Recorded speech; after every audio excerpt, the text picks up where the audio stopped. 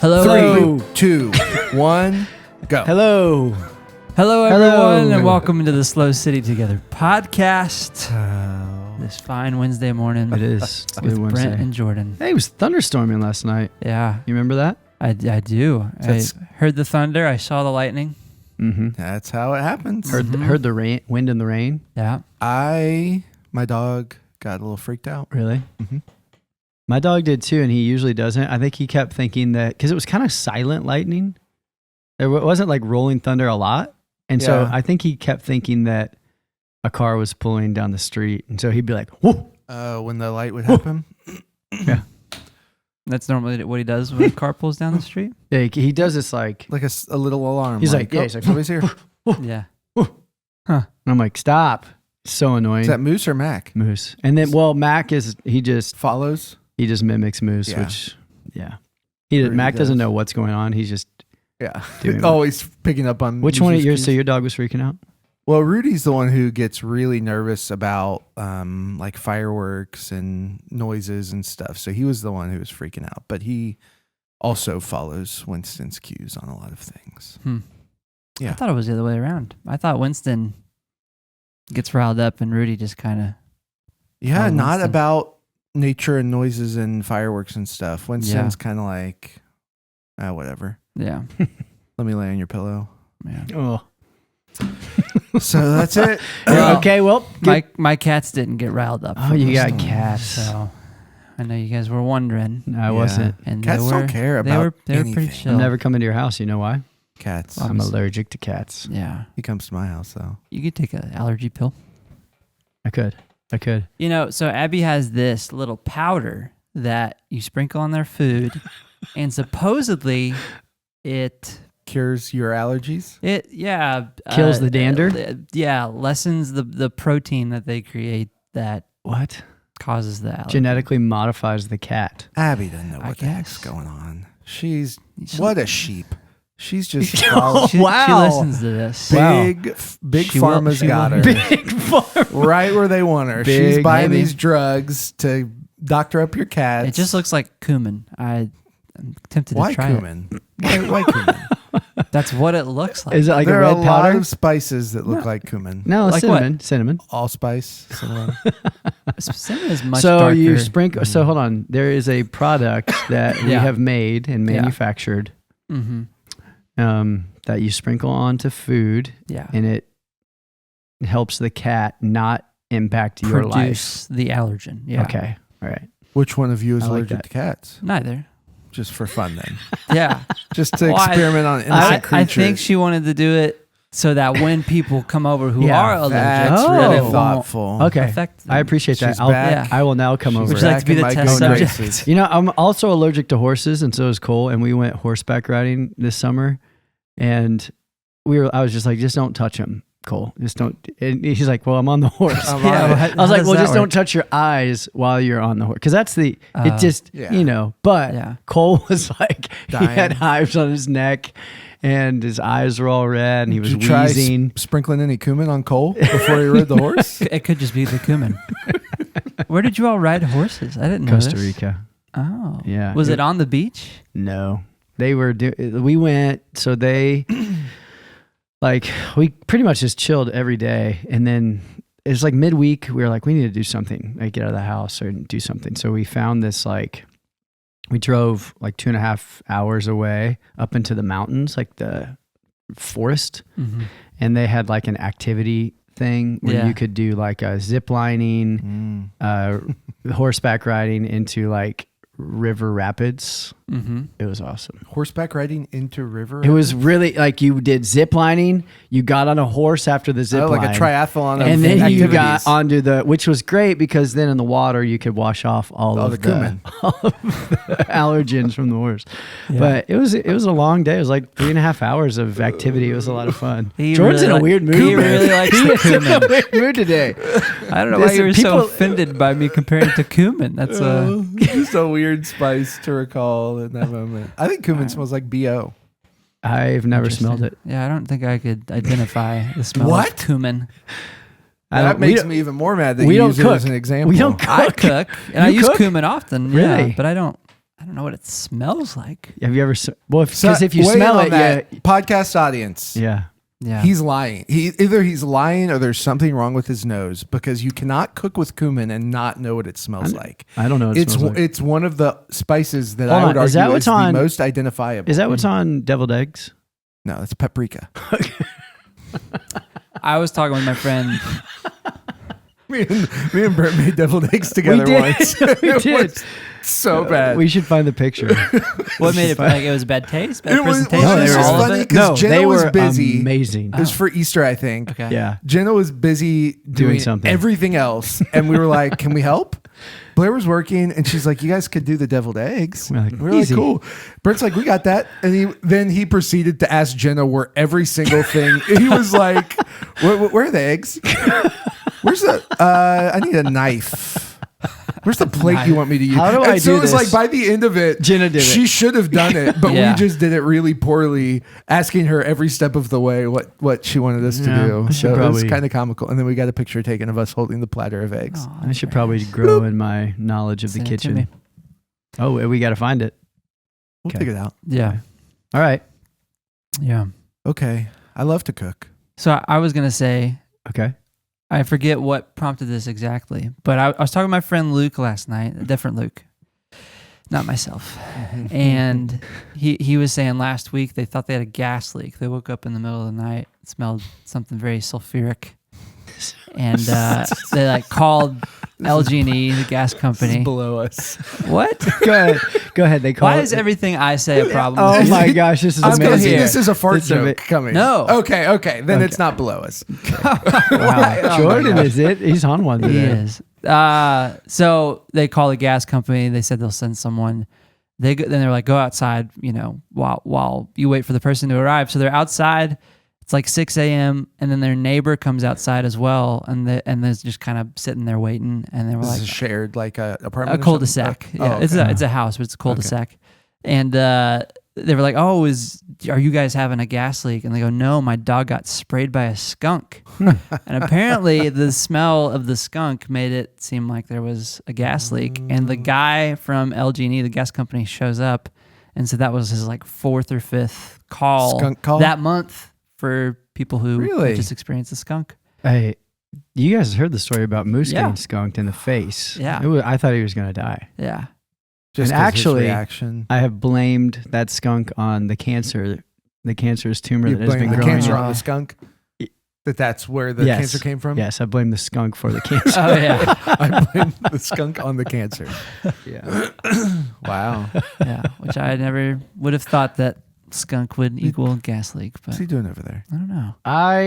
He's scrolling. He's got stuff to do. It's I okay. got a couple texts instantly. Sorry, I didn't mean to do that. No, it's all right. Yeah, so skunks are bad these in these parts. I guess so. I never had a skunk run in Kentucky, Really? but only in like Really? this isn't urban, but it's urban. It's like it's stacked. Sure. It's pretty tight. So I didn't really have skunk run-ins in Kentucky when I lived there. I had possum, lots of possum, Yeah. lots of raccoons, possum lots of action. fox. I saw Fox. I already said You did. You did. Guys, I'm so sorry. You I guys- need to excuse You guys myself. needed to come to Bible study this morning. Man. Did you like to talk about it? What'd you We guys talked talk about disunity and unity in Acts chapter 15 and the Council of Jerusalem Okay. when Paul and Barnabas come and they argue for like unity with Gentile believers. Yeah. But it starts with like dissension and debate, and then it ends with Paul and Barnabas getting in a disagreement Yeah, and breaking going up. their separate Yeah. ways. Which we talked about that like reality of like there's a lot of difference and dissension, but not dissension and difference doesn't mean disunity. Yeah. In purpose and mission and all those things. And we didn't necessarily talk about this cultural moment, but Yeah. I was thinking a lot about it. I didn't necessarily want to breach the topic this morning because it was flowing pretty well. Mm-hmm. But I think culturally there's a lot of that going on, of difference of opinion, dissension, dislike even, that doesn't necessarily need to cause disunity. And so we kind of were talking about where is that line of disunity Like, what does disunify us in the church? Like, what's the line that like, okay, we can't go there. Like, not, we can still like you and love you, but like unity in the church.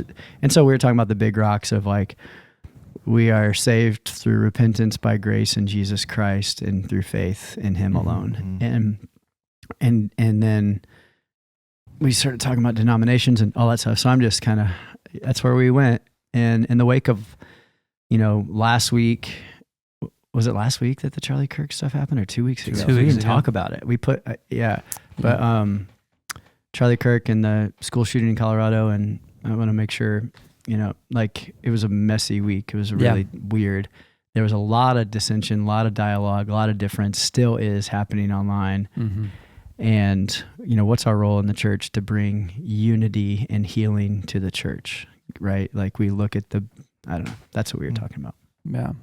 I don't know if you guys want to go there or not. Sure. Well, I can't remember who it was. I was talking to somebody and they were like, it wasn't quite on the nose of what you're saying, but similar in terms of like, they said, I feel like a lot of people's hill they're willing to die on has a lot to do with like their earliest core wound. Like the first thing that really like hurt us or developed something in us is something later on that becomes really important for us and central to like how we shape our morality or our religious experience. And I've thought about that since and wondered like, because there's some people who will, and again, this isn't necessarily disunity to like leave a church or anything like that, but like who will walk away over something that you're kind of like, that was weird. Yeah. Like what just happened? Yeah. And it's like, well, it was probably something that felt much more personal and scary for them. And for us, we're like, oh, okay, I guess so. And so I've thought about that. We lingered in communion way too long. I mean, literally. Yeah. Yeah. That kind of, and you're like, or we talked about communion in a way that they weren't used to. Yeah. It's interesting. Yeah. So I don't know. Not to be specific. For instance, just I'm not being specific at all to bring clarity to that. But that's what we were talking about today. Like everybody was bringing different past perspectives and or baggage to the conversation, and everybody was kind of talking at it from different lenses. And I'm like, hold on, I got to understand where you're coming from and where you're coming from and where you're coming from. And they were all saying the same thing, which was interesting, but coming at it from way different angles and trying to get their angle or their hurt or their thing heard in the midst of it. And they're like, no, you don't get it. I'm like, no, you're saying the same thing. You're just not, it was interesting. So it was kind of cool. It was cool to kind of wade into that. That's why it was 30 minutes long. Yeah. But yeah, so going back to what you said, what do you think last week? I mean, that wasn't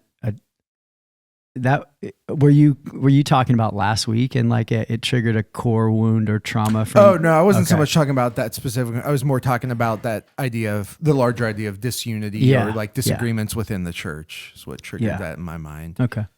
I'd have to think about if that applies to last week. Well, so I guess the question that comes to mind for me, maybe you guys talked about this, but if not, just curious your all's perspective. What does it look like and how do we disagree and still keep a relationship? Because I think that is a missing piece in today's culture in a lot of ways, maybe not everywhere, but it's coming up a lot. It's like a lot coming up a lot right now in like the political realm, relationships like right now. I feel like it's popping up a lot in some of our conversations with friends who are like, we don't see eye to eye on this. And so we have to see eye to eye to stay together. And I'm like, yes and no. Like you have to understand each other and love the differences in each other.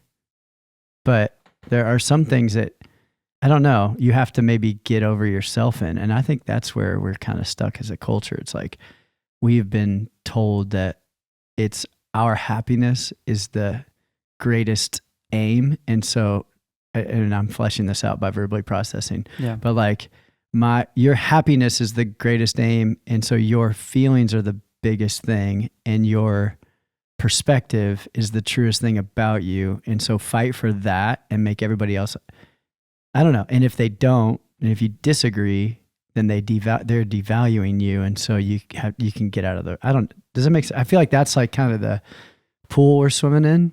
Do you agree with that, Jordan, Luke? Yeah, yeah, I don't know. All I'm thinking is like, it is really hard. Yeah. It is really, because I will admit, like, sometimes people say something that they believe, and I go, you idiot. Why? You know, and it's like, it does do something to me where I'm like, how am I going to like relate to this person if we're so far apart on something, you know? So it is hard. And I'm trying to decide, like, is that sensationalization? You said fart and idiot on this podcast. Yes. I'm loose. I have to put a rating on it. Yeah. Explicit content. Yeah. So I don't know. But for me, it goes back to what you first said, though. It's like understanding that the place that even difference is coming from is unique to each person. And so to go like, I was talking to somebody about this yesterday. Like, you can choose to be like rigid and say like, we disagree and it's dead. Or you can say, why do we disagree? I want to understand why we disagree, why we're not seeing eye to eye, and how can I love that person in that difference, even though I don't agree with. I mean, you're gonna be married, you're gonna get married, and you and Abby are gonna have things that you don't agree on. Absolutely. So should you get divorced instantly on the first disagreement? It's like, I don't like cumin on my pet's food. Yeah. You know, like, and so no, like, so where is the there's threshold? Compromise, there's choosing to acknowledge the other person in their uniqueness. And I don't know. And there's, yeah. And also, because you don't say that about Blair. Maybe we don't have to be best friends with everybody. Yeah. You know, that's the other part of it. It's like, what does it mean to maintain a relationship? But then I'm like, because we can throw grenades at the other side, whoever the other side is for us, about like being insular and surround echo chamber. And so it's like, well, we all do that to a degree. We naturally are closest with the people who are like-minded in most ways, you know, like as a general rule, I would say that is the case. You kind of surround yourself, your most closest allies and whatever are people who think similarly or believe similarly to you in a lot of things. Maybe that's not true for everyone, but like, yeah. What was your question? I would think we are talking about it. The question was essentially, how do we get along? How do we maintain relationships even when there are disagreements? Yeah. I don't want to say like agree to disagree. That's like a really flippant way to say it, but it's like, I think it's understanding and choosing but that takes a lot of work, and in a very tired, burnt out, like distracted culture, I think we lack focus and lack care to actually understand what could take somebody to a place of difference. Does it make sense from us? And so we just try and find people who are like us because it seems easier and it's safer and it's more comfortable. Yeah. And we're not talking about theology. I don't think like we're not necessarily talking about theology or the church or like, because there's some big rocks that it's like, okay, I can still love you if you don't believe that Jesus is Lord and Savior, but the church, like, but me saying like Jesus is the way, the truth, and the life might be a cause of difference for you, that you don't like me anymore or feel like, I don't know if. Yeah. But it's like blending two conversations right here into one from earlier for me and now. Sure. And I was asking very generally as well, Yeah. like not specifically church or political or whatever. I actually like that you brought in that idea of like some of those interpersonal relationships, like marriage. And as we're talking about this, it makes me think, something I hear a lot and experience as well is I think that's a challenge today for Christians and their friendships with non-Christians.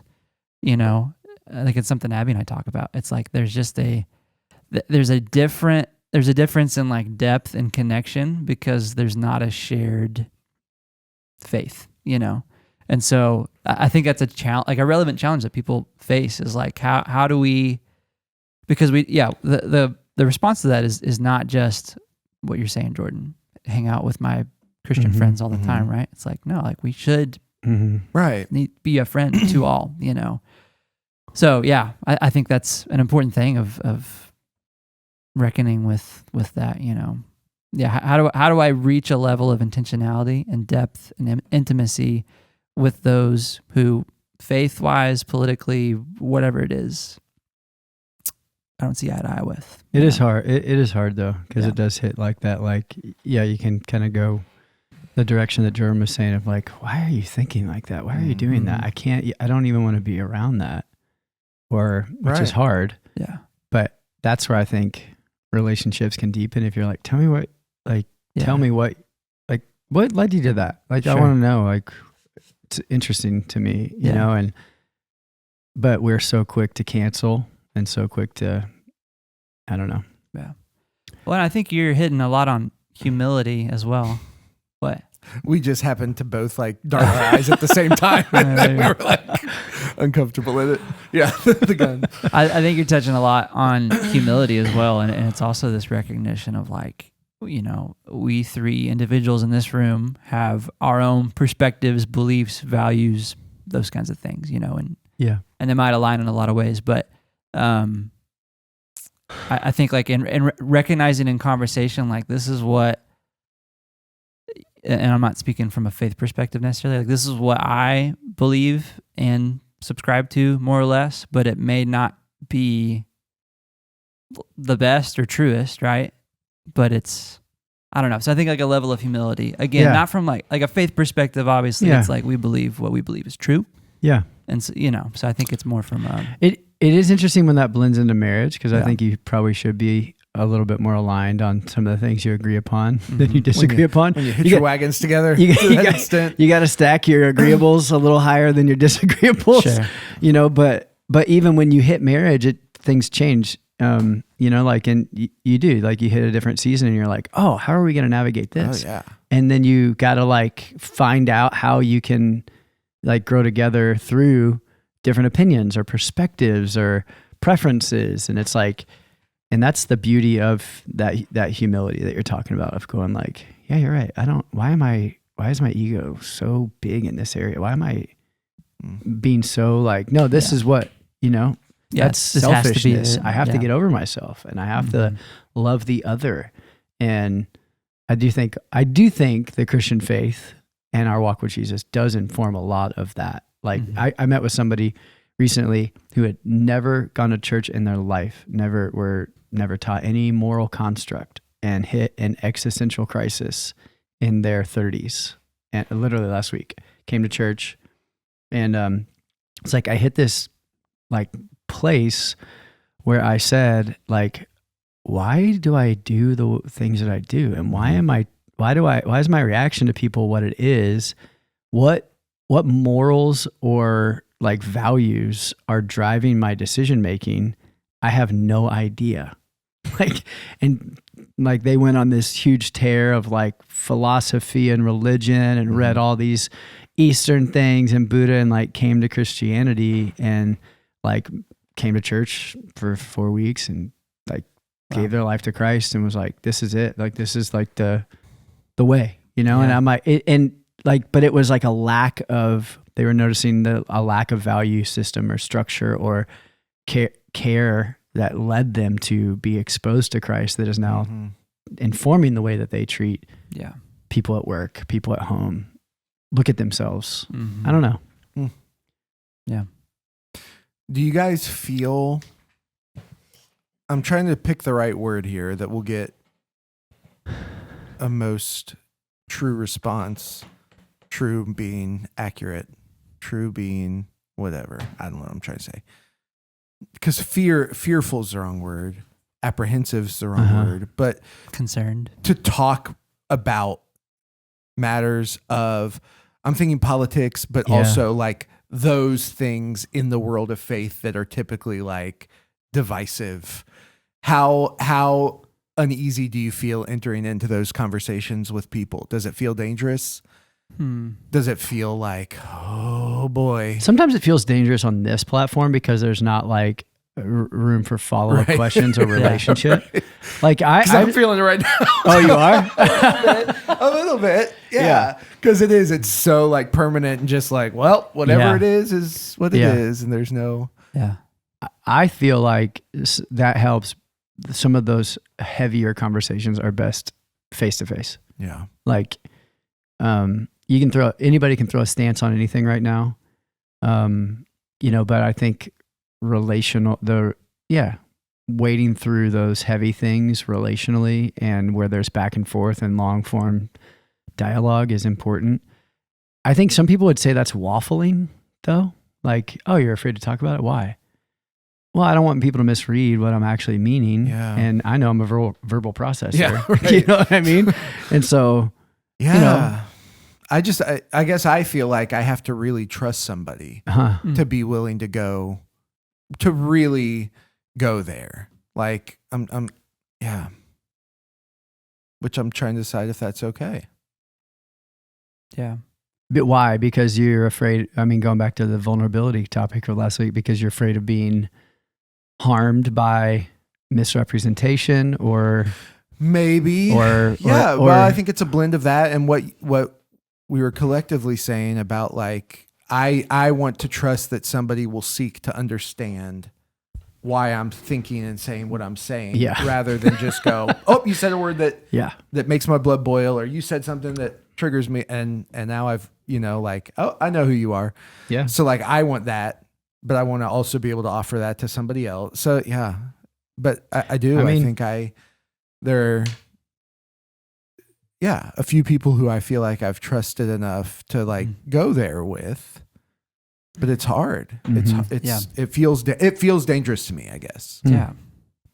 I think I feel that in terms of, so if I'm with someone that maybe that level of trust you're talking about is not as developed, it's more of an acquaintance than an established friendship relationship. I think it's more a feeling of responsibility to navigate that well than being misrepresented, if that makes sense. So it's just more like a responsible handling of the delicate nature of the conversations. Like, especially if what you're saying, like, okay, our responses to things are often, prompted by previous wounds, so it's like, well, I want to talk about this in such a way that is, I don't just slash your healed wound open. Sure. Unknowingly. Or misrepresent, Yeah. Because I think, I guess that makes sense because we've probably all encountered somebody who always comes in super hot with strangers with like inappropriately out there statement, and you're like, come on, like ease into it, Yeah, because that's dangerous. There's power. There's power in talking about a lot of these things, and so to thrust that onto somebody can be. What things are we talking about? Are we talking about politics or just random things? Is that what we're saying? Yeah. I'm sensing it's politics and doctrine, theological matters. Yeah. Yes. Okay. Yeah. Like I guess I'm thinking if somebody walks in to a larger group Bible study and starts talking about sprinkling infants and saying like that happens, like that's the kind of thing where it's like for somebody that might be a really long running deep wound that it's like, why did you come in here like talking so flippantly about that? I guess that's the kind of thing that extends to politics as well, where it's like, let's get to know each other a little first and build some relational equity, and then we can talk about that. Yeah. But and yet there's like a I don't want to say a corporate side of this, but like a corporate church side of this, where it's like you're charged as a shepherd, like in my role or our role as a church of like being pastors, and like there's an oversight team that's like shepherding the church to like keep out the wolves, not keep out, but like ward off the wolves, and also win the wolves to the flock. You know what I mean? But And so what that is a different, that will be like sometimes meaning a prophetic voice against political idolatry or like a very like direct conversation about sexual immorality or, making sure we're not preaching or teaching a health and wealth prosperity gospel or that, this is not, for that men's Bible study, sometimes some guys come new, like we've had this several times where somebody shows up and it's clear they have an agenda for that. And so what's interesting for me is you've got like an hour and a half long format. And my initial response is to just be like, shut them down. And sometimes I will, if it is like drastically harmful and caustic. And it's like, but most of the time, and you've been there a lot, like you listen, you let some other people pipe up, you see where it goes, you try and understand where this person's coming from through the 30 minutes of reading scripture together. And then you can offer maybe a redirection or where you meet them in that and then go, I think I understand where you're coming from because you said this and this and this. It's almost like counseling, you're listening to somebody come and they're there with this really charged moment. And I could be really defensive at first or deflect back instantly and be like, no, that's wrong. Or I could just like not be offended at first and try and like slowly be quick to listen. And I'm not be quick to listen, slow to speak, slow to become angry. And then like try and bring the conversation to peace and truth. Yeah. And I think that's hard. Truth and peace can coexist together, but it's messy. I am better at being quick to listen, slow to speak in that kind of context than I am at home when like I disagree with something that my son is saying or something because I'm like, no. Yeah. And I think that I can learn from that because I'm like, why am I patient with somebody who's spewing some toxic stuff at a Bible study, but I'm not patient when, my son or my daughter says something that I'm like, that's harmful. I think because I'm tired at home and I want to, you know what I mean? Yeah. I don't think that's all of it. I do think there's this like, again, that's a development of trust where you're like, you don't have any inhibitions. That's true. To go like, that's true. Wrong. That's stupid. Don't do that. Well, and they trust my intentions too, probably. Right. Sometimes, most of the time. But still, I think your point is valid. Like we can learn from the way we interact with a stranger that we're trying to be sensitive to. We can pull some of that in to inform the way we deal with. Can I think where I get frustrated is like when I see pastors, and since I'm a pastor, I'm just going to say this. When I see pastors say on a social media platform or something, if you didn't cancel church on Sunday so that everybody could watch this memorial service, which was like, I think 8 hours long, like then you need to, then if your church didn't cancel, like I heard people saying this, if your church did not cancel services to be a part of this, you need to find a new church. I'm like, is that the guy? Like, that's where I go, maybe I don't want to be quick. I listened. I'm listening. Yeah. But at the same time, like, no, that is toxic and dangerous to the gospel, to the church. And so that's where in some of this, I have felt this like, okay, do I need to speak up right here? Do I need to speak in? I want to create space for everybody on every side of the aisle because I know this is hitting everybody uniquely. But like the purity of the gospel and the purity of the church is so important. And the church is Jesus's. It does not, like, the keys to the kingdom of God do not belong to either political party. Yeah. Like Jesus is the head of the church. And so let's make sure that we're saying that a lot because this is a culture right now where it's getting very confusing. It's getting very confusing. And I think in confusing times, I don't know. I'm rambling.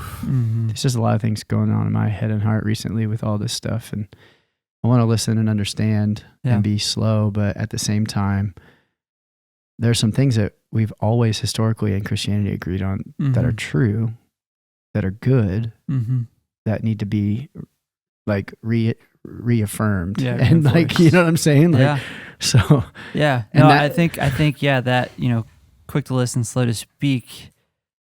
I'm not going to say it doesn't apply, but I think there is kind of a caveat within that of part of our role as Christians, not just a pastor, is to call out injustice and evil and all, you know what I mean? So on all sides, yeah, within the church and without, you know, in me. Yeah. In you. Personally. Yeah. So I think that is important to recognize. It's not just, I have to listen to whatever, voice that is maybe leading people astray because I'm supposed to be quick to listen. It's, I think it's okay to speak into things abruptly when necessary. Strike like a serpent. Yeah, what is that? Sure. Shrewd as serpents and innocent as doves. What's that from? It's it's a verse. No, is it? I thought. Okay. To be shrewd as serpents, as innocent as doves. I've thought about that a lot because I think that what does that mean, guys? Shrewd as serpents, innocent as doves to you? As I'm looking up the reference, I would need the definition of shrewd. Shrewd? That makes me think of a Pokemon. Context. Pokemon? Yeah. I don't even know what that is. What is that? I think you know what Pokemon is. Behold, here it is. You ready? I don't even know. What even is Pokemon? I've never heard of cumin. Well, it's in the 90s. All right. This is Jesus. I am sending you out like sheep among wolves. Therefore, be as shrewd as snakes and innocent as doves. Be on your guard. You'll be handed over to the local councils and be flogged in the synagogues. On my account, you'll be brought before governors and kings as witnesses to them and to the Gentiles. But when they arrest you, do not worry about what to say or how to say it. At that time, you will be given what to say. For it will not be you speaking, but the Spirit of your Father speaking through you. So he's talking about in this, in your life to be as, I think, shrewd as discerning, cunning. Yeah, having or showing a sharp ability of judgment. Yeah. Or intelligence, yeah. Yeah, which I guess snakes are known for. Yeah. and as innocent as doves. So in your heart to have this purity about you, but have this discernment and willingness to strike with that discernment. Yeah. Strike in a nonviolent way. You know, to be able to speak to the truth with discernment quickly, but to have this innocence and humility about you. That posture right now is sometimes lost. So, wow. I don't know. We got deep, man. Yeah. It's a lot to think about. I hope I didn't say anything on this that made somebody mad, but undoubtedly it's likely that somebody, I don't think we did, but I didn't think we did 2 weeks ago. But that was helpful for me though, because we led a moment of prayer and acknowledgement for the 4 to 5 tragedies that we've seen in the past month. 2 political killings, shootings, the whole gamut, and had a moment of prayer. And I heard some feedback that was mainly positive, and probably 5 or 6 people who were like, that made me feel weird, and here's why. And that was actually helpful for me because I thought okay, I get what you're saying here, and I could have framed up that. But you framed it up on that Sunday. He's like, everybody was looking for the weird. Everybody, Jordan was like, everybody was looking for something that you were about to say that was as soon that as they you could hang on to. They're like, okay, what's he gonna say? Yeah. But I appreciated it because, I want to be a person that can be criticized. Yeah. Does that make sense? Yeah. I don't like criticism. Yeah. Actually, would love to be a people not a people pleaser. I would love to please people my entire life to be and just feel above good. Criticism. Yeah. But I actually appreciate it because that means that people feel comfortable coming to me with a disagreement. It hurts my feelings, I would say, even worse when somebody just disappears because they took something that was said in a way, and I'm like, oh, well, I didn't even mean that. Mm-hmm. And they're like, well, I think you probably believe this. I'm like, no, I don't at all. So why would you take? But that's that where difference can drive us apart is when there's a choosing to not wade into the conversation and relationship to understand. Yeah. Yeah. I don't know. Yeah. And then if you disagree at the end of understanding, okay, well, sure. Cool. Anyway, I'm sorry, this is a very long. That's good. I think to tie a bow on it, if I may. You guys are done? I think it comes Jen and back, I did an hour and 20-minute podcast last I know. I think That it did comes not go back unnoticed. to. I think it comes back to, like, these conversations should be just that, conversations. It should, like, I think navigating these things happen best in community and in relationship one-on-one. And even like our ability to talk about these things is not at its best in a podcast format. Even, you know what I mean? And so I guess even that there's an invitation of like, yeah, if this has prompted thoughts, meditations, and questions, like, It is better than an Instagram reel. sure. But I think that's part of, like, we live in a world where I think we intake a lot of opinion and maybe at the expense of working these things out in relationship and community with one another. And I think that is one of the beautiful parts and purposes of the church. Is I think we have a unique opportunity to develop that skill of living in harmony, community, peace with people we don't agree with. I think when you get together for a Bible study with a group of 15 to 20 men, there's going to be differences of opinion, and that's going to challenge your perspective and challenge who you are in some ways, and I think that is one of the beautiful things about what Jesus established in the church. I know you're tying a bow on this and go for it. wrapping up, but we're talking about accountability this Sunday. Mm-hmm. And that's where I think some of this really rubs, because it's like, how do you hold somebody to a truth that they may not ascribe to? Or how do you hold somebody to an account? Well, do you have to be in unity on what you agree is the truth? Or how do you have accountable relationships that maybe have differing value systems? I think is interesting. Yeah. And so anyway, Jordan? Wow. We ended on this. We'll end it with an open-ended question. Can I end it? Yes. With the fox. This is such a bad idea. Because it's just The cats? So hurtful. I'm going to publicly offer Brent a rebuke right now. Do it. In a tongue-in-cheek way.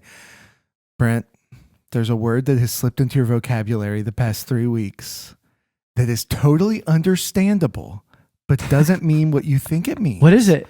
It is suffrage. Means the right to vote. The right to vote? Yeah. It doesn't mean the same as suffering. Dang it. Isn't that crazy? No. Yeah. Have you talked about this? Okay, it happened once like 3 weeks ago, and we were like, oh, that's funny. But then it came up again, and then we started having real discussions of like, now how do we bring this up? Wow. In a way that is loving. It means the right to vote? Which is the most understandable slip up. I have used that as well. Absolutely. I have said that as well. None of us are above that. No. Is it always meant that? It has always meant I that. think A so. series of intercessory prayers or petitions. Suffrage? In the Book of Common Prayer, at least, the intercessory petitions pronounced by a priest in a litany. Which that's even more confusing. That's even more. Yeah.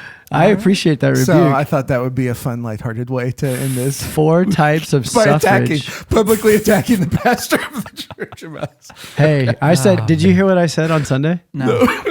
So I'm in this moment where at 9:15, where I'm about to read the Brenny Manning quote. Okay. Yeah. And so I want to make sure, like I have a manuscript, so I want to make sure I'm like talking, but then I look down to actually get the quote right. I knew it, but I wanted to just make sure. And so I'm like, many of us have these, and I kind of recognize I need to look down before the quote. And I see the word that I wanted to use, FACADE. And I know it's facade, but I say facade. I said like a false facade. And immediately I'm like, it's facade, you dummy. And I kind of go on 2 words, and then I hear somebody go, facade.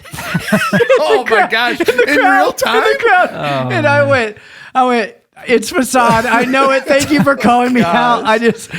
Everybody kind of like went, is he going to acknowledge that he said it wrong? No. It was so funny. And then each service afterward, You got nervous about it? well, I was like, should I skip sane facade. Yeah. Yeah, it was funny. There's some words that really scare me that I avoid at all costs. Yeah. I can't think of Yeah. any right now. Yeah. Well, perhaps that's a good topic of discussion for next week's podcast. Okay, thank So you. think on that, bring it back, and Acetaminophen take is solace that in one. knowing that anything you've said is probably not worse than anything Skylar's ever said. Yeah, it's so true. So thank you so much for joining us today. We Hope will this conversation endure was our edifying. suffrages this week. And I we- said it in the sermon the past 3 weeks. You did it 2 of the 3 services in the sermon this past Sunday. You didn't do it last week, I don't believe, but I believe you did. Is that what you guys were talking about in the back? Like No. looking at your phones No, together? no, no, no. That was when we were something cleaning else up- you said. When we were cleaning up, I'm like, I should have told him that first week. You but should have. suffrage wasn't. No, we felt But it we was thought more. it was a one-off, just a slip, and we were like, Yeah. ah. Hold on. We were not making fun of you. We were No. feeling guilty about and trying to figure out how to go about. So I bringing it decided up. to do it on Yeah, public format is the best. That is crazy. I told you it was a bad idea. No one stopped me. So Well, Suffrage based on voting process. it's still on you. Don't put direct this on me. suffrage. All right. Luke's to blame. In I'm not going to stop thinking about this all day long. I'm so sorry. thank you so much for joining us today. We will talk with you next week. Have a good one. No, it's good.